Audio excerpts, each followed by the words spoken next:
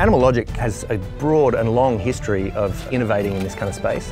The key thing that we've really been thinking about most recently is this idea of new workflows. So we had this idea that we really wanted to start to try and bake down our film assets into game-type assets and then see what kind of workflows we could develop in the real-time space. The Warner Brothers marketing team had a really, really good idea to use real-time animation to join HQ Trivia and Lego. HQ Trivia is this amazing kind of game show where, you know, hundreds of thousands of people simultaneously log in at the same time and they play a game show. That, as it turns out, can be augmented by including Lego minifigs. Scott, who's the host, I'm going to turn him into a minifig, and he is going to ask his questions as per normal, but in the shape of a real-time minifig. I grew up playing with Legos, obviously. To think that I'm a minifig now in this whole world that we created, it was surreal. It's me! The Brick Bob Barker! The technology stack we're using is we have the motion capture suite and the phone sending data to Unreal Engine. We've used Unreal for everything you see here, so it's the one environment where basically everything is brought in. We've converted the assets from the movie pipeline into Unreal. We are basically sending data from the phone into Unreal, all of that in real time.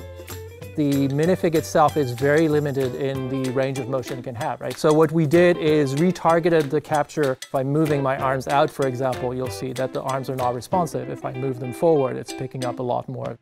And the facial animation is designed to look like you just had different heads and you're swapping them. So how do we sort of take what the camera is reading inside the phone and translate it to the very limited sort of facial expression that a Lego minifig has?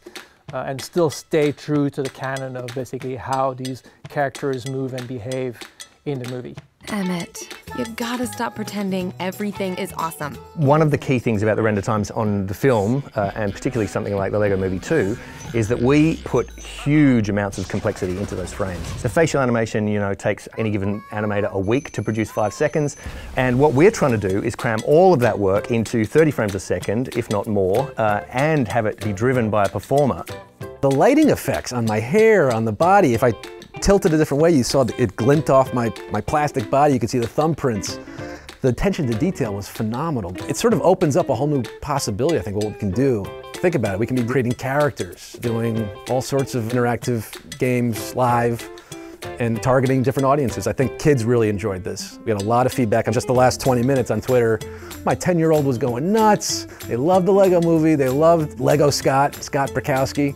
So it was eye-opening to see, you know, what we can achieve here. Epic has been incredible. They've been really helpful. After bringing all of these kind of disparate technologies together and bringing all of these people into this kind of completely uncharted territory, everybody that was involved really enjoyed the process. And I think anything that involves kind of exploratory possibilities and those types of things is always going to be a benefit to all of us. So it was just incredible to actually have it all, you know, work out as well as it did. Until I see you all again, Scott Brakowski here, signing off.